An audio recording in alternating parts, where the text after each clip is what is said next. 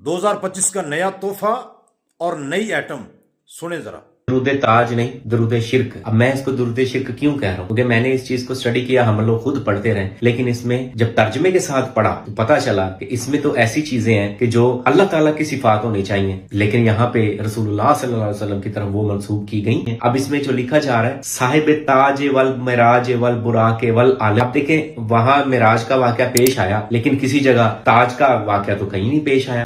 जिनाज सुन लिया आपने, ये है नया तोहफा और नई एटम। कहता है दरूद ताज नहीं बल्कि ये दरूद शिर्क है। अस्तगफिरुल्लाह। वजह क्या बता रहा है?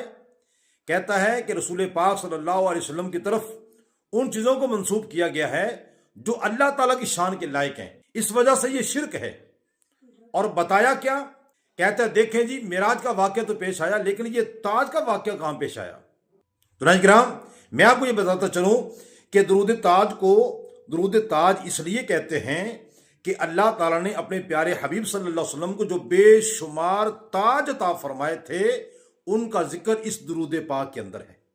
मसलन सय्यदुल मुरसलीन, हुजूर तमाम रसूलों नबियों के सरदार, फिर खातमुन नबिय्यीन, ताजदार खत्म नबूवत, फिर रहमतुल लिल आलमीन, तमाम आलमीन की रहमत का ताज नबी पाक सल्लल्लाहु अलैहि वसल्लम के सर अनवर पर रब ताला ने सजा दिया। इस तरह बेशुमार ताज जो अल्लाह ने अपने महबूब को अता फरमाए, उनका जिक्र इस दरूद पाक के अंदर है। और फिर मेराज, हुजूर का सफर, बुराक, हुजूर की सवारी, और वल अलम। अब अलम किसे कहते हैं?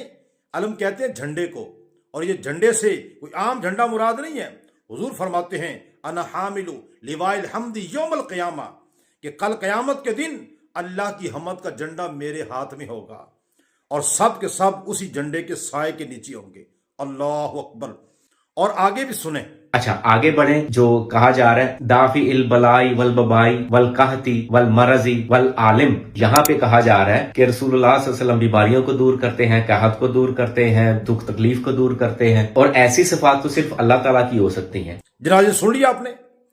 कहता है कि दाफिल बलाई वल वबाई वल कहती वल मरदी वल अलम, बलाओं मुसीबतों को दूर करना, मरीजों को शिफा देना, कहत का दूर करना, दुख दर्द को दूर करना।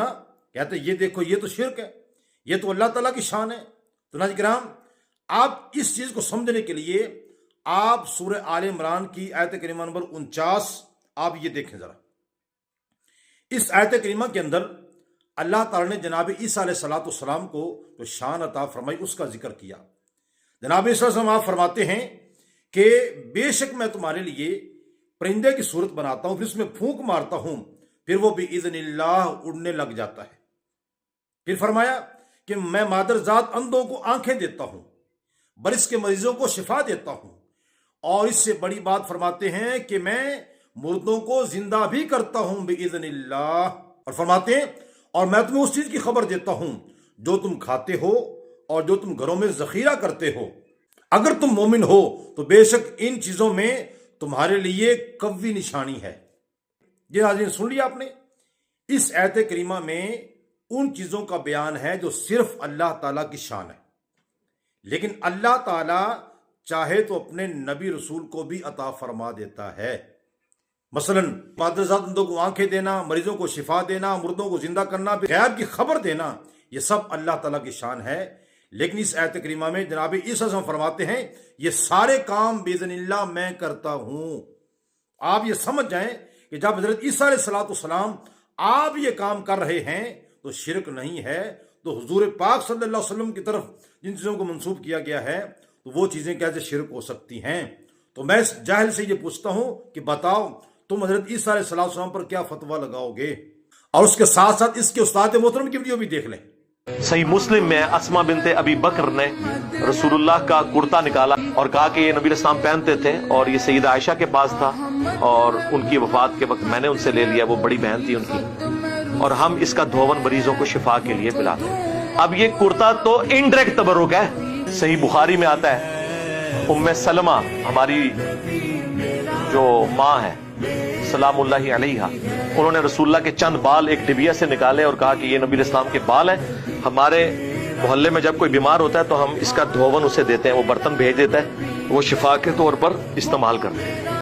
नाज़रीन सुन लिया आपने, जो कुछ उस्ताद कह रहा है उसी चीज पर ही शागिर्द शिरक का फतवा लगा रहा है।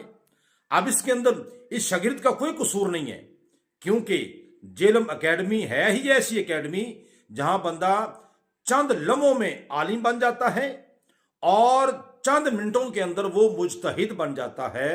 इसलिए जो थोड़ी देर के अंदर आलिम और मुजतहिद बना हो, फिर वो इस तरह की ही बातें करेगा।